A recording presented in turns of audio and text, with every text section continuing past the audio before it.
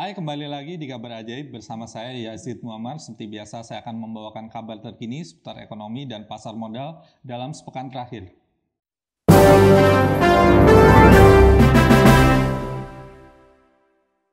Kita memasuki kabar yang pertama. WHO beri rekomendasi kepada Indonesia untuk menyelenggarakan rapid test antigen. Badan Kesehatan Dunia atau WHO baru-baru ini mengumumkan akan menyediakan 120 juta tes cepat atau rapid test antigen COVID-19 untuk 133 negara dengan prioritas negara-negara berpendapatan rendah dan menengah dengan jumlah kasus yang besar. Mengutip pemberitaan covid19.go.id, Profesor Wiku Adi Sasmito selaku juru bicara Satgas Penanganan COVID-19 mengatakan bahwa pihaknya telah berkomunikasi dengan WHO melalui perwakilan yang ada di Indonesia agar Indonesia dipertimbangkan sebagai negara prioritas penerima alat tes COVID-19 tersebut. Sebagai informasi bahwa Direktur Jenderal WHO Tedros Adhanom Ghebreyesus mengatakan pabrik Abbott dan SD Biosensor telah sepakat bekerja sama dengan Bill and Melinda Gates Foundation untuk memproduksi 120 juta alat tes diagnostik COVID-19 yang cepat, sangat portable, mudah digunakan, yang akan tersedia dalam waktu 6 bulan ke depan.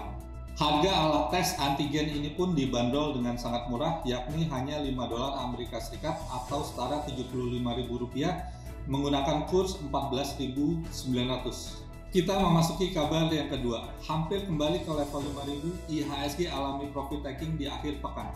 Indeks harga saham gabungan sepanjang periode 28 September hingga 25 Oktober 2020 mengalami penurunan tipis 0,38%.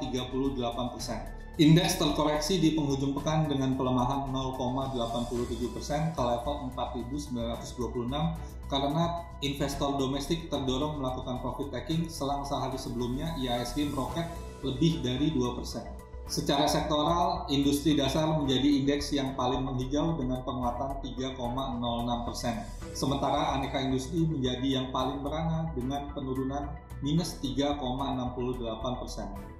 Sepekan ke depan, IHSG masih berpeluang kembali bergerak di atas level 5.000. Hal ini terlihat dari posisi IHSG yang kembali bergerak di atas garis rata-rata levelnya selama 5 hari terakhir atau MA5. Kita memasuki berita yang ketiga. Menteri Keuangan Sri Mulyani beberkan kunci ekonomi Indonesia bisa melesat di tahun 2021.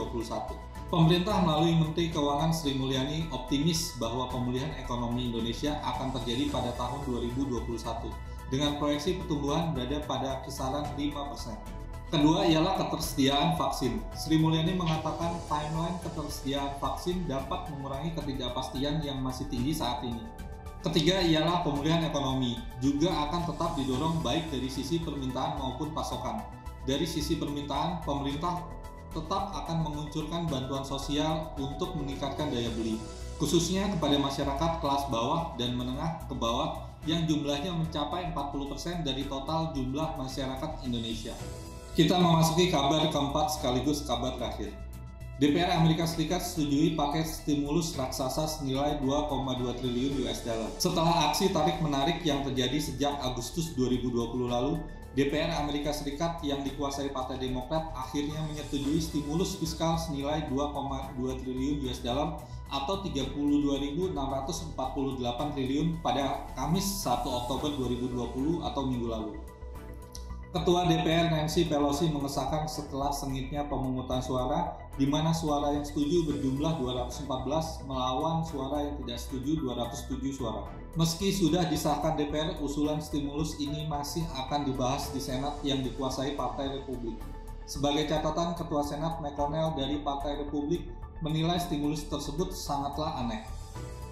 Pihak Trump sempat menolak usulan stimulus ini dan menurunkannya ke US 1,5 triliun US dollar. Bahkan Menteri Keuangan Steven Mnuchin mengatakan jika memulai stimulus baru dari angka yang lebih besar itu bisa menciptakan masalah. Awal tahun ini AS telah menyetujui stimulus corona senilai lebih dari 3 triliun US dollar. Saat ini pengambil keputusan AS setuju lebih banyak stimulus diperlukan. Saksikan kabar ajaib selanjutnya supaya kamu tetap update kabar seputar ekonomi dan pasar modal untuk membantu kamu berinvestasi. Demikian kabar ajaib, terima kasih.